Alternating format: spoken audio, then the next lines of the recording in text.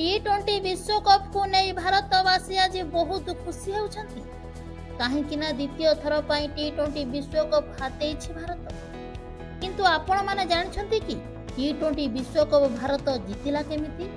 हाँ आज्ञा, 2024 टी20 विश्वकप भारत जीतिबा पर सामना को आसिला विश्वकप जीतिबार प्रकृत सत्य कथा।